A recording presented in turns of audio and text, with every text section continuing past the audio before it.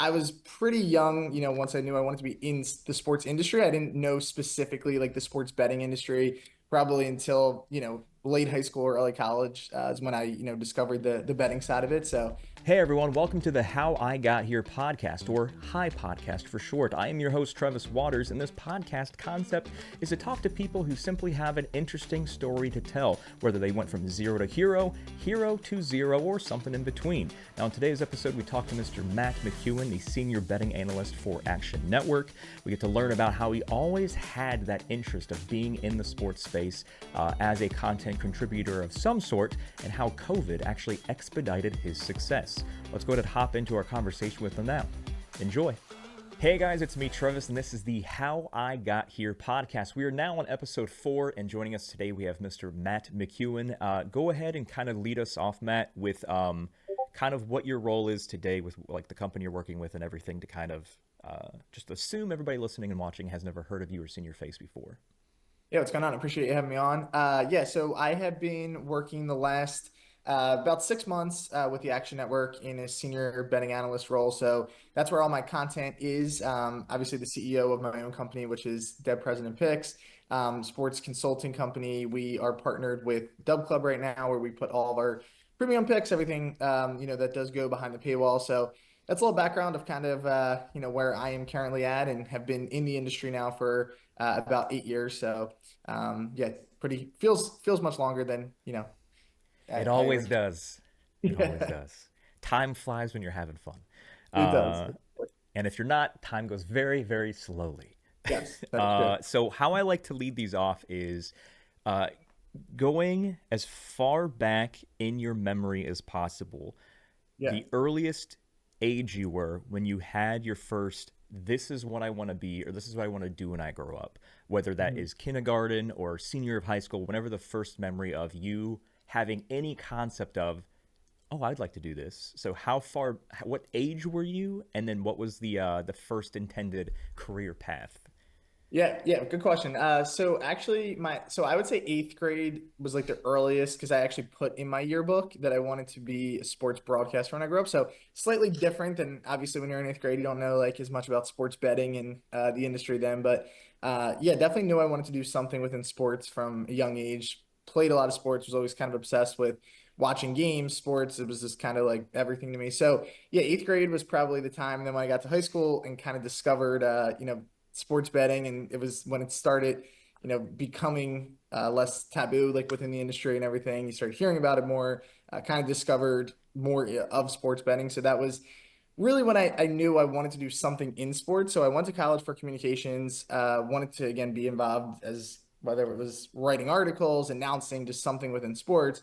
And that was kind of when the DeadPres company came, was I was a sophomore in college. So that's when we got to the idea. So I was pretty young, once I knew I wanted to be in the sports industry. I didn't know specifically like the sports betting industry probably until, late high school or early college is when I, discovered the betting side of it. So, but yeah, sports has always been in my blood since I was young, and, really happy to be where I am now.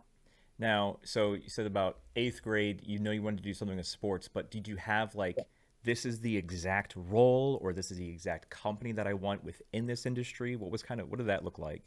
Yeah, I mean, I think like most kids who want to do like sports broadcasting always look at like major companies. Like ESPN was kind of like the thing in my head, was working for like an ESPN or Fox Sports or something like that. So yeah, not necessarily a specific role. Even sports announcing, I always wanted to do, but I had a horrible speech impediment when I was growing up. So the announcing side was difficult for me. Even, I actually had it even like through early college, and then it kind of just naturally went away. But yeah, so once I discovered that, I was more trying to do sports writing. So even when I was like a kid, I would write articles, just kind of to myself. Like I was, they weren't going anywhere, but I would write like write-ups about the NFL games going on this week, and I would do my picks, who was going to win, who was going to lose, and it was all just kind of for like self-entertainment kind of thing.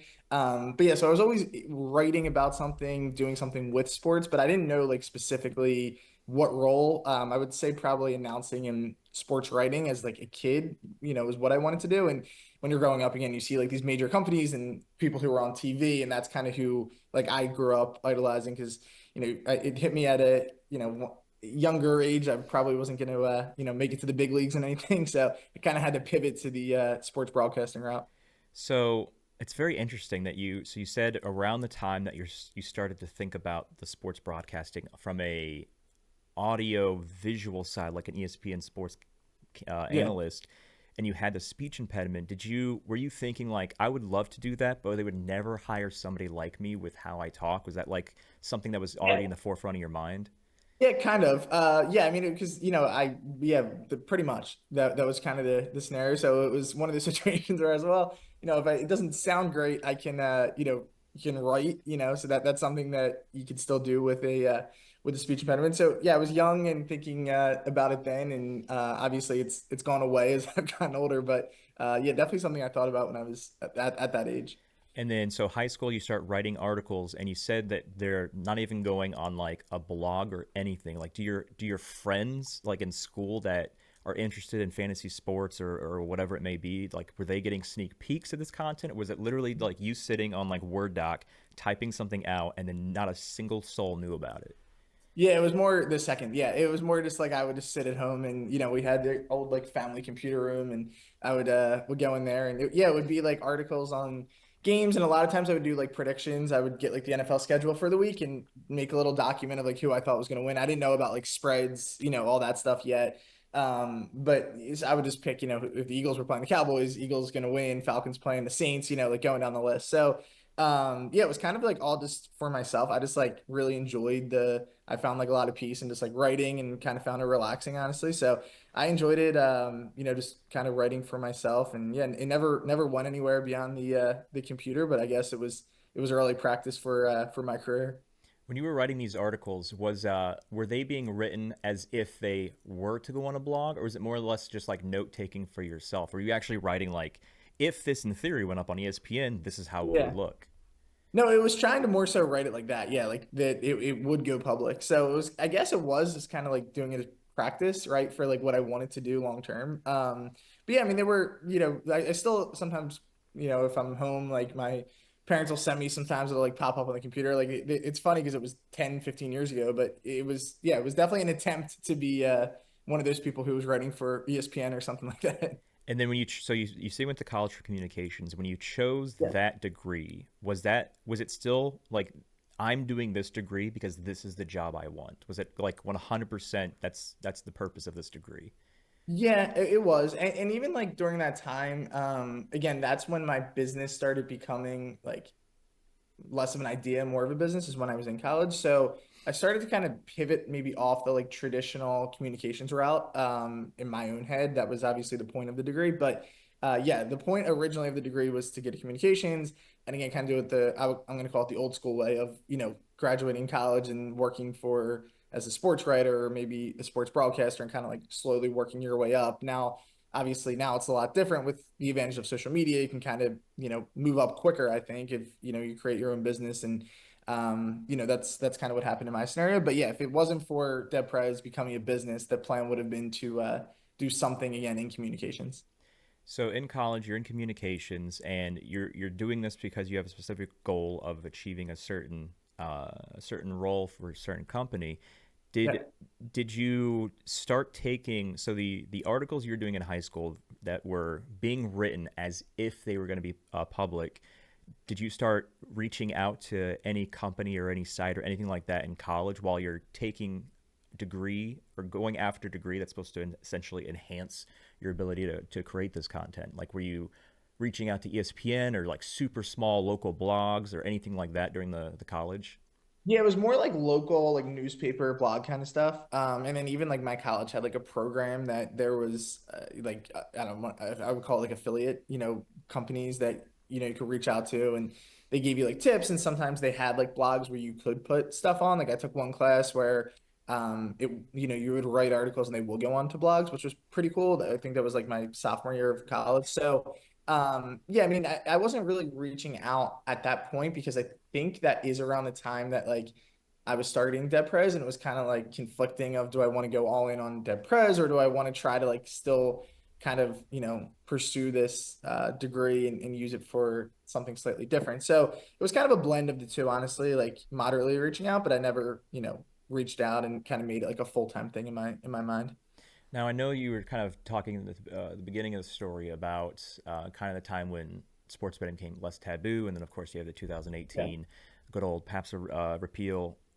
Kind of give us a chronological timeline. So right now you're your sophomore year of college. Mhm. Uh, what I guess essentially like kind of what year was that in Yeah. in reference to that 2018 scenario? So it was 2018. It was my sophomore year of college. Yeah. Oh, so like the all right. Well, that Yeah. matches up perfectly then. Yeah. So you're in the sports betting. You're not. Well, I guess essentially you are in the sports betting space this time because you said this is roughly when DeadPres It became a was thing, right. and I know you have a billion followers on Twitter today. But Mhm. is that where you started your DeadPres brand, or did you try a bunch of different things and then you're like, oh, Twitter seems like it's the most easiest for growth? Like, what was the mindset of creating that brand? Yeah, so it was actually to, I guess, go back a little bit more. Like when we first invented it, it was actually four of us. Like it was just me and my friends made it. Like there was like a whole, and we made it during the Super Bowl game, the Patriots Rams Super Bowl game. So it was more so just like kind of making the brand for fun and just kind of seeing where it went. But yeah, it was kind of during that time. I think the reason we picked Twitter was because we honestly used to like be on Twitter and get picks from people, and we were constantly seeing accounts posting pics. We kind of just wanted to like make it for fun, honestly, and just like post a couple pics and use it to message people to try to get some pics. And yeah, so that's kind of how we got to Twitter, and then slowly, obviously, added other socials. Instagram was another one that was at it right around the same time, probably like 2019, and then of more recent, threads and Snapchat, like other, stuff got added. But yeah, Twitter was just kind of the first one, I think, because that's where we saw, a lot of sports betting content as like a consumer. And then, so I understand you started with a team of people with this DeadPres brand, and Twitter you Yeah. saw as the opportunity. Now, your goal of essentially being the broadcaster, whether it's on video, audio, or just written content only, on Twitter, was it just like your role, I guess, with this account? Was it Yeah. super small and sweet, short and sweet tweets of we're betting this, we're doing this, maybe a little bit of like XYZ of reasoning, and then post it? Or were you actually implementing that original plan of wanting to write content that Mhm. was actually going to be for the public?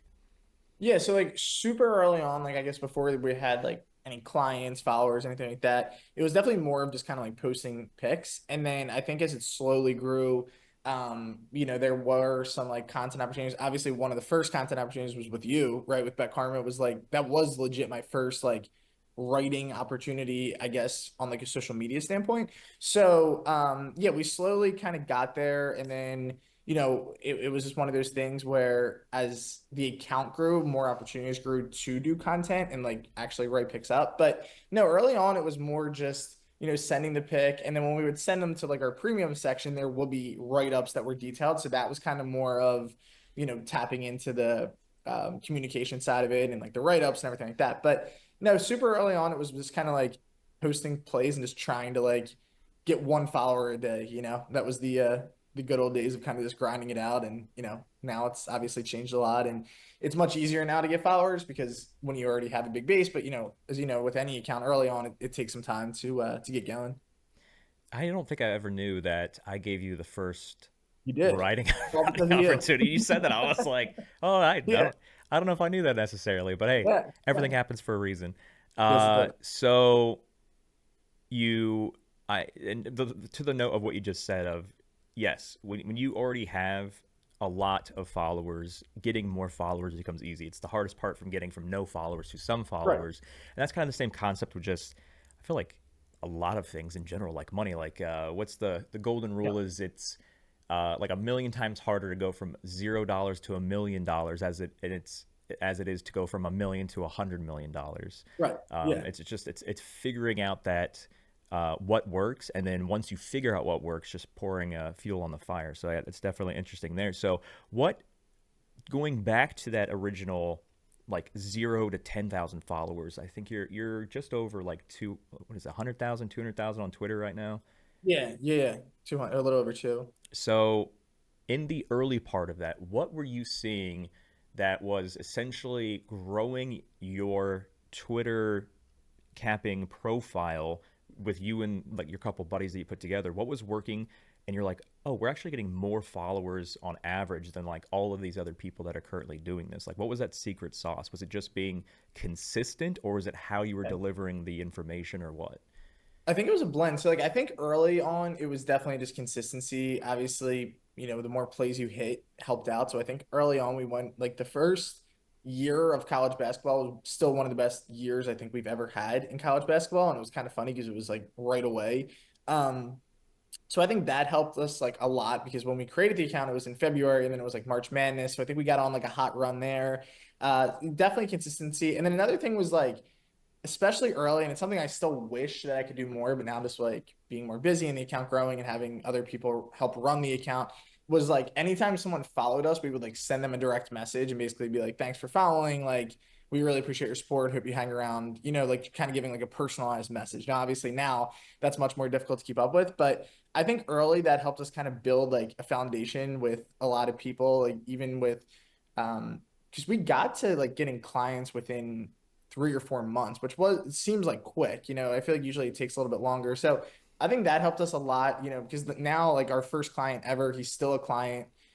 What is that? 7 years, 8 years later. So like I think early it was consistency and then actually reaching out to the people who were like engaging with your posts and trying to create some kind of relationship to kind of make it more of like a community feel. And I think early on that was a huge reason for our success for sure. But the main spike in the following was COVID, as we'll probably get into. But like the early days were, which is interesting, but the early days were definitely more of like a grind, and then there was like the massive 2020 spike for us. I mean, let's go right to that then. So 2020, COVID happens. Yeah, Now, there, of course, there's no COVID in itself. There's no pros. It's all cons. But in terms of the time period, yeah, specifically, you have the people having more time to themselves. They're quarantined. People essentially getting laid off, so they have more interest in doing other things for side income or just income in general.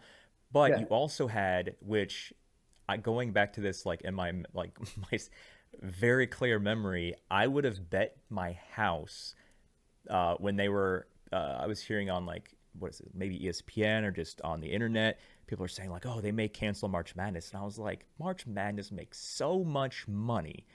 I yeah. would bet my house that March Madness is still going to happen because you can essentially quarantine from having zero guests and these tournament things, just like Right. how they did the Orlando championship that the Lakers won, the bubble championship that has always Yeah. got an asterisk on it.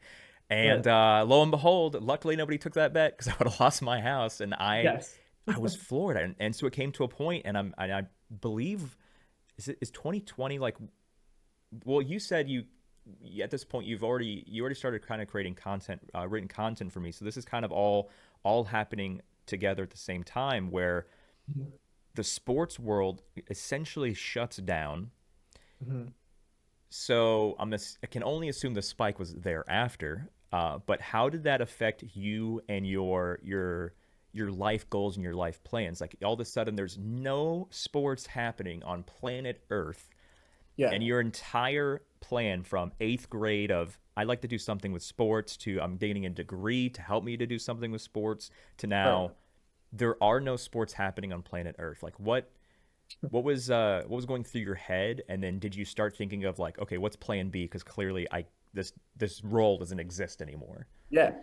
So it was one of those things where, to your point, it was so much negativity, right? Like during COVID, but it also, I think, kind of like forced you to be more creative because you had like legitimately nothing to do, especially someone like me who I was still in college, so I didn't have a full-time job yet or anything like that. So, I mean, it just gave me a lot of time. And during that period, I think it was when I like wanted to take the risk of going all in on this. So it was kind of like the opposite in my mind was not, it wasn't necessarily like it's gone. It was more like, okay, now's like a time to take a chance because you have the time on your hands. And technically, we were still in school, but it was weird. Like you were going online like once a week. Like it didn't feel like you were still in school. So there was just like a lot of time, and that's when we saw the spike was, as these international sports came back. I just kind of took it as like an opportunity to just like what else are we gonna do? Like there's no loss. And kind of to your point, so like building up to March Madness, because this was now technically our this going on our second full year as a company, and we at this point had maybe 60 to 80 clients. Like we were doing well, like at this point, like enough to make a nice side income. And then COVID happened, and that was kind of devastating. That was like the point of like, okay, it's March Madness, it's a big money maker, it's an exciting time of the year. And then it did feel like it was kind of all gone. And then as sports slowly came back, and it was like legitimately table tennis, and it was Taiwan basketball leagues. Like it was the most random stuff that you could think of. But at that point, I was like, well, I have the time to like dedicate, to at least attempting to make money on this. And I'm not going to say there was like some crazy edge on table tennis, but it was more so creating content. I think that people just enjoyed. And to your point about there's more time, so people kind of took it like, you know what, this is fun. And there was one streak that we went on, which I still will never understand how it happened. It was just good luck where we won like 18 straight table tennis beds. So that was like everyone was flooding. Like I legitimately think now with 200,000 followers on Twitter that there was a point during COVID where I had like more interaction than I've ever had like at any point in my career. So it was really interesting. But that's kind of what took us from like a spike of maybe like 15,000 followers to like 50,000. It was like a huge jump. And then once the bubble sports came back, like you were just alluding to, and regular sports came back, where I actually felt like there was more of an edge, and I had from was more familiar with betting this. The followers just kept flooding in from that. But if it wasn't for COVID, as crazy as it sounds, I don't think our business would. It might not even be a business. It might have just been something that was a side income, and you end up finishing your degree and you just keep going on. But I think it actually created me and my partner to be a little bit more creative at the time and be like, all right, let's just give this a go. There's no downside, right? Like this is like there's nothing else going on. So yeah, that's when like the major spike came for us. And I think it's a huge reason for our success. So this is a question I actually end the show with, but I mean, we still have some years to catch up on, so it's definitely not going to be the end of the episode. But because we're here, the question I usually like to wrap the show up, and I say usually as if I've done like 100 episodes, but Yeah. we're on episode 4, uh, is the question I ask is the if you were to choose one thing from your entire life as the butterfly effect of because this happened, I'm where I am today, would you attribute COVID shutting down the sports world, or is there something along your life's path, whether it happened before this or after this, that you attribute to the one? I mean, there's always butterfly effect. There's always like a bunch of different things that have to happen for something to happen, Yeah. but the most important thing is was it COVID shutting down the sports world, or do you have something higher than that? No, I think it was. I think it honestly for my business, 100%. I think that if it wasn't for that, I think we probably just would have, at that time blended in more. You know what I mean? Like I don't think we would have stood out. And I think that COVID kind of gave us an opportunity to be different. And a lot of those sports, even still today, like we do, like mainly the KBO, which is more common. I think a lot of people still do KBO, honestly. But even there's like international basketball leagues, like I still put out picks on them, and I actually drew an interest in them. So it was 100% that as far as our company. I think to your point, like there are multiple different things, and I think in any industry you need some luck. And honestly, that was kind of like our luck and our breaking point. And um, we kind of ran with it. And then, after that, you obviously had to continue. So I don't think it was solely that. Like, I think there's a lot of factors ultimately that helped get us to where we got. And again, a lot of lucky breaks that helped us get to where we got. But yeah, I think that was definitely the main like butterfly effect of our business. I like how you were talking about like the table tennis, Taiwan basketball league, and the Korean basketball league. Uh, Yeah. of that's what we had, so we did with what we could, and I feel like that's kind of the most successful people in a scenario where your entire industry or the thing that your industry is based on is not happening on planet Earth, and then oh Yeah. hey, there's these things that are kind of squeaking through the pipes a little bit, referencing again table tennis in the Korean basketball league, Right. or not basketball, sorry, Korean baseball. It's I feel like yes, the COVID is the butterfly effect, but it's also the fact that you guys, you and your squad running this Twitter account, had the mindset to like, we don't know jack about this, but this is all we have. So let's figure out how we can Yeah. kind of, take I mean, what if you have lemons make, or if you have lemons make Yeah. Something lemonade? like that. Those stupid Yeah. cliche idioms. Yeah. And so I remember because everybody in the sports industry that was doing something during this time kind of had somewhat of a similar experience of, oh crap, what's going to happen. Yeah.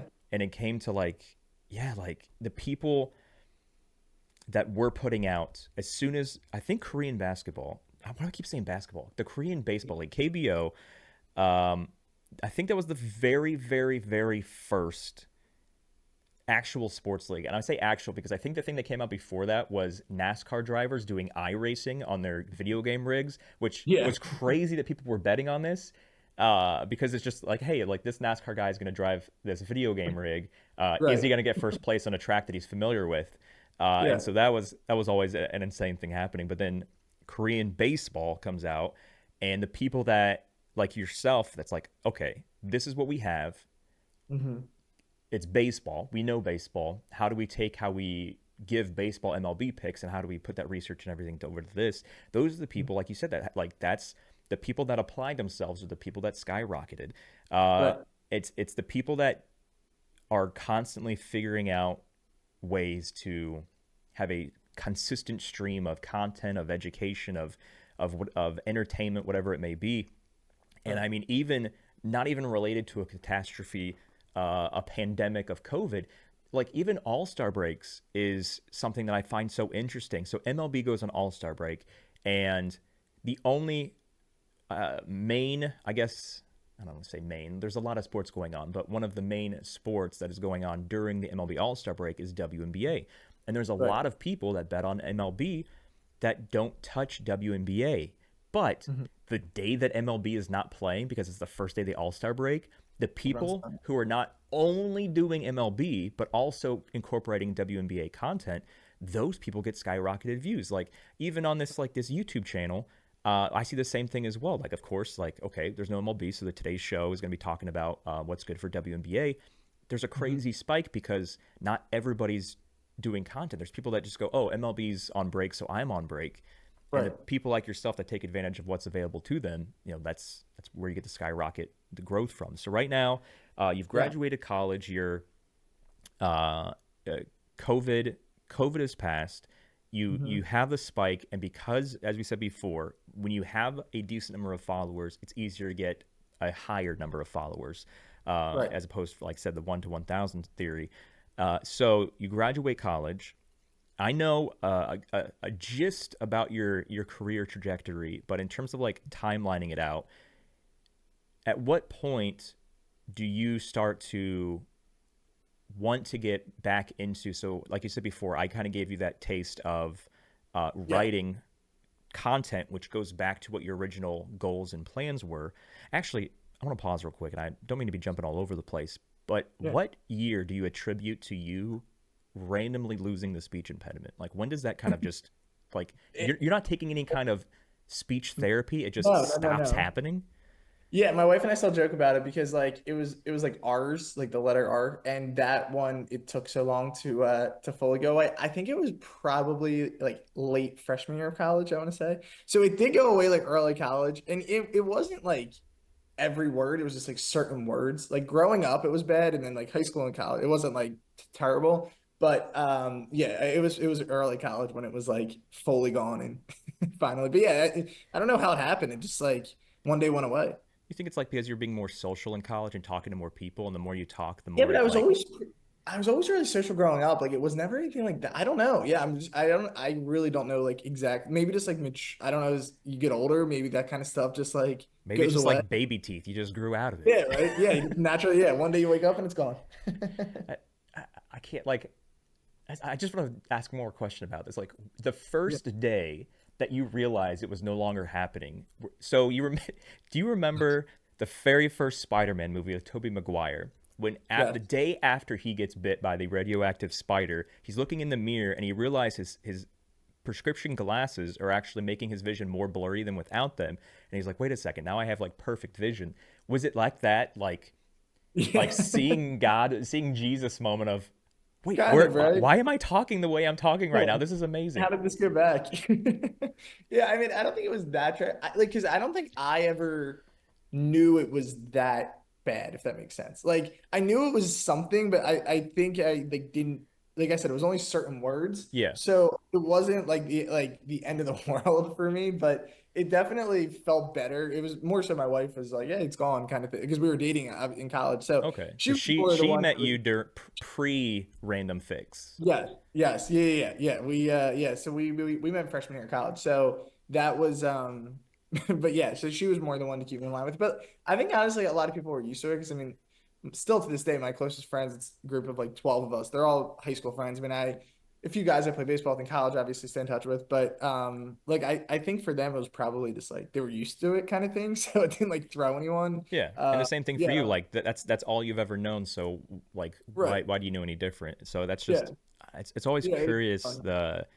the human body and the human brain, just like what's possible and things like that that can happen Yeah. just out of the blue. It is pretty fun. It's crazy. Yeah. So now back on track on the career Yeah. trajectory. You're having a very successful social media sports betting company and brand.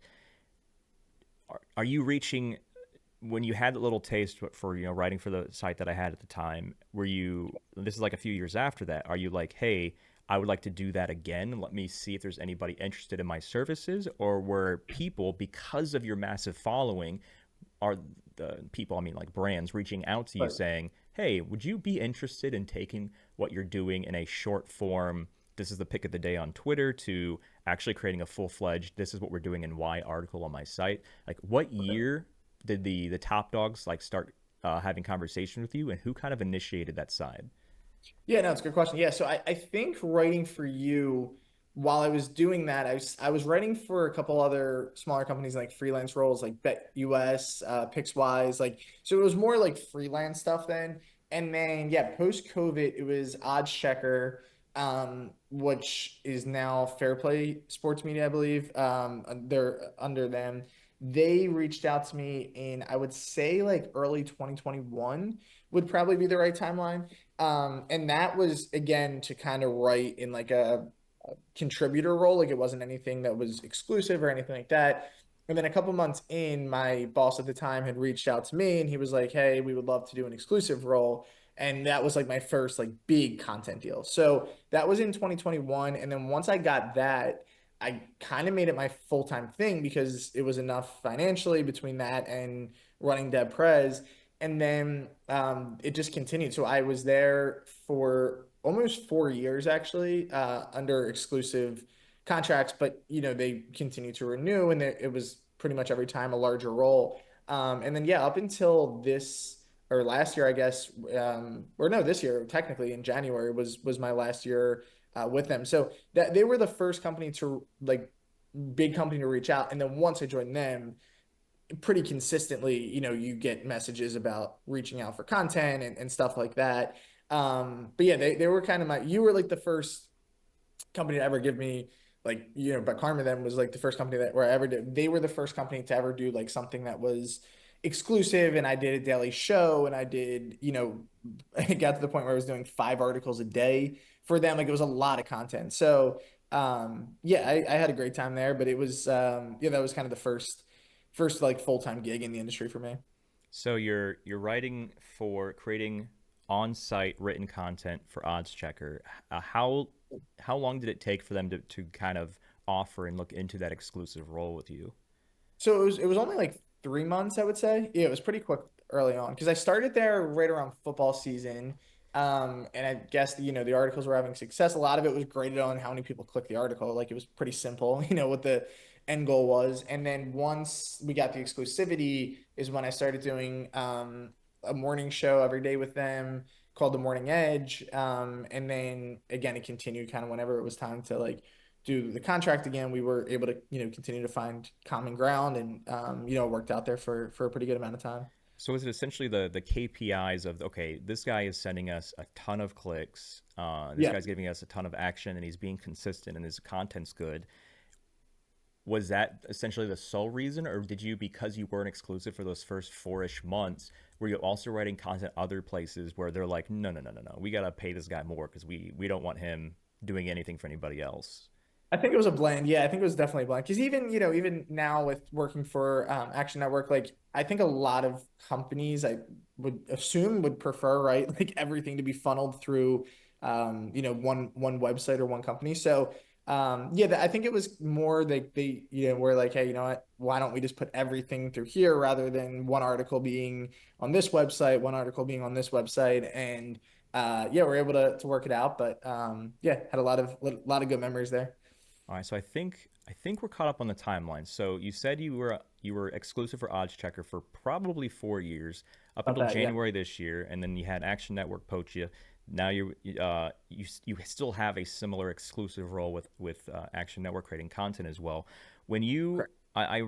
you said that when you first got the Odds Checker exclusive opportunity about 4 months in, that became like your sole focus. So did you take a step back on DeadPres social media content of not not being Odds Checker branded, or because you were doing so much through Odds Checker, your DeadPres Twitter account was like majority of, hey, I just wrote this article on Odds Checker, like read this. Like how did that blend or that relationship between your brand and then their brand kind of go together?